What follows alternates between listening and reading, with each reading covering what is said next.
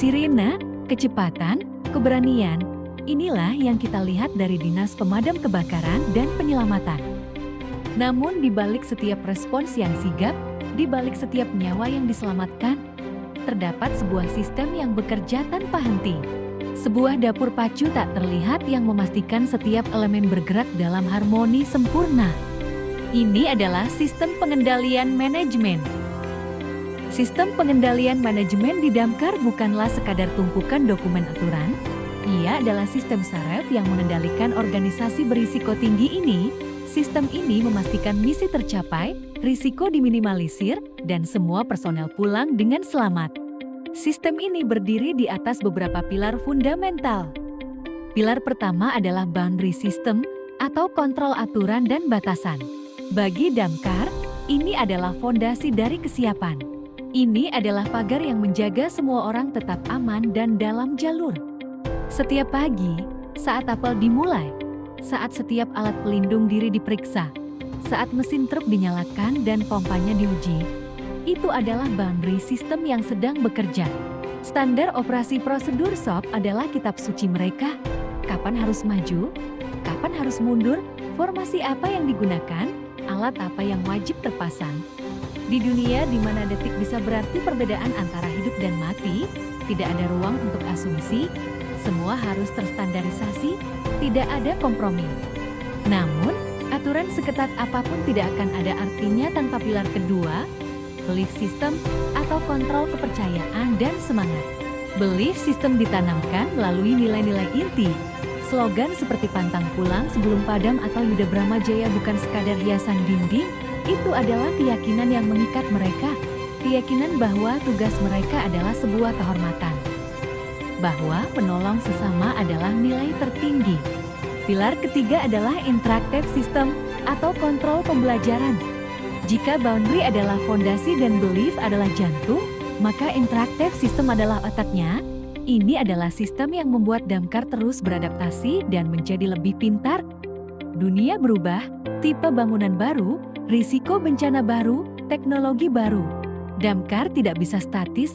Sistem interaktif adalah tentang dialog yang konstan. Sesi debriefing atau evaluasi setelah setiap kejadian adalah kuncinya. Apa yang berhasil? Apa yang gagal? Mengapa kita terlambat 2 menit? Bagaimana kita bisa lebih cepat di lokasi yang sama lain waktu? Ini adalah proses belajar tanpa henti.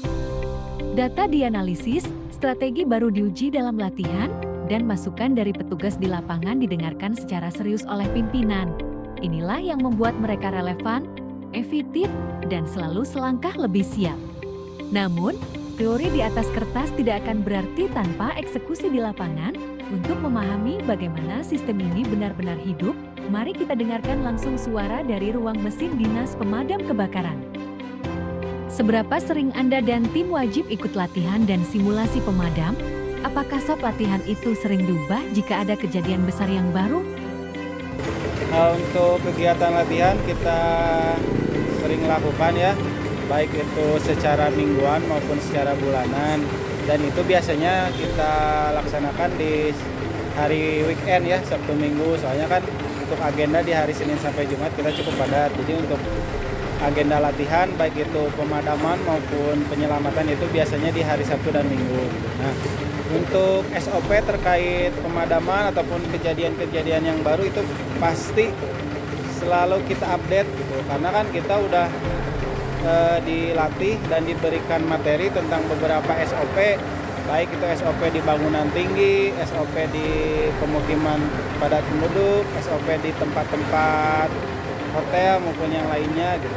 Jadi setiap ada kejadian yang mungkin perlu dievaluasi, perlu perbaikan, pasti kita lakukan di internal bidang kita, yakni bidang pemadaman maupun bidang penyelamatan. Saat ada panggilan, apakah ada sistem atau aplikasi GPS di mobil yang langsung menunjukkan jalan tercepat? Ada, jadi saat ini di Damkar Kota Bandung ini kita sudah ada ya. Jadi setiap laporan yang kita terima setelah di-A1 dengan pelapor dan kejadian sudah fix ada terjadi, kita langsung laporkan kita umumkan langsung ke pasukan. Nanti kita arahkan bahwa lokasi yang kejadiannya di mana-mana melalui GPS. Jadi nanti si operator tinggal melihat si GPS itu. Apa yang membuat Anda dan tim tetap semangat menjalani tugas yang beresiko ini? Banyak faktor ya, mungkin beda-beda dari tiap petugas, tapi kalau dari saya sih itu lebih ke panggilan hati gitu ya, karena kita semua ingin melayani masyarakat, kita ingin punya jiwa kemanusiaan yang besar, yang tinggi gitu ya untuk melayani masyarakat, karena Damkar ini adalah bagian dari salah satu aparatur negara ataupun aparatur pemerintah yang tugasnya untuk membantu dan menolong masyarakat. Disiplin dalam aturan, kokoh dalam semangat, dan cerdas dalam pembelajaran. Inilah 3 pilar sistem pengendalian manajemen yang menempa kesiapan Diskar PB Kota Bandung, memastikan profesionalisme dalam setiap misi penyelamatan.